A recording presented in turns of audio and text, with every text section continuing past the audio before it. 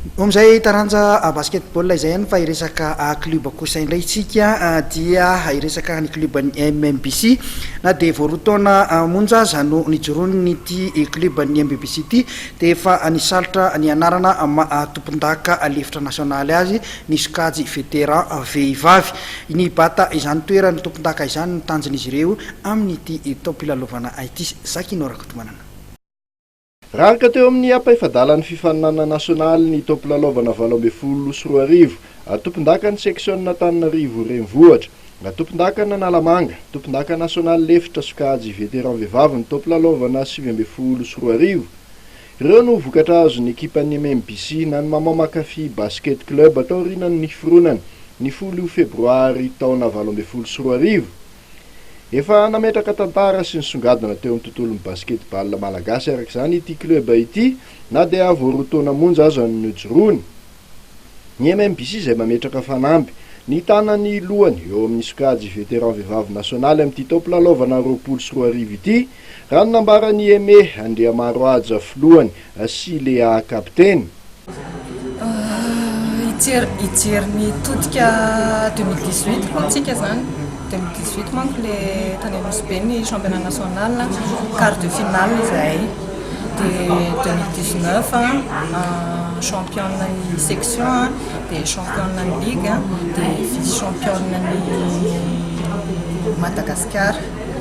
resy un point zay tao amin'ny finale zay tena nampalahelo tokoa de ny vina zany de mba ny andrombaka tazomina aloha zany ny section de tazomina ny Analamanga de mba andrombaka amin'izay le champion de Madara sitrapon'Andriamanitra mazava ho azy. Inona no mety hoe hiezaka atao entina manatratra n'izay tanjona goavan'izay?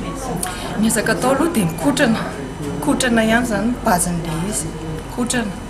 préparation mazava ho azy manomana fanomanana rabatana ohatry nataony hatramin'izay ihany. Manahoana zany hoe mitondra maman ao anaty ekipa ray? Amin'le hoe maman efa olona samy lehibe de somary manahirana fa revena manja hozy izy fitenena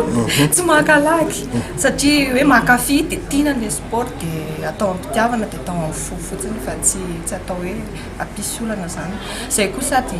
samy lehibe de samy saina daholo ngambany de toizana foana ny fifankatiavana satria fitiavana ny amin'ny lehibe indrindra. Mitombona amin'ny MMBC zao misy zao hoe mpiara-milalao efa niara-nanao de mbola miara-manao basket de misy mpirahavavy ao de efa mitambatra zany le izy de mifandray hoe tena ho mpirahavavy zany zay no tena tombona amin'le izy zany mandeha tsara ny fifankatiavana sy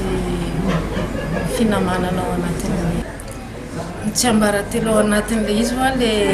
mpinamany mbola veriko ihany le hoe samy tary amin'ny mpanao de zay tsy naniaraka nanao nisy tournoi tany amin'ny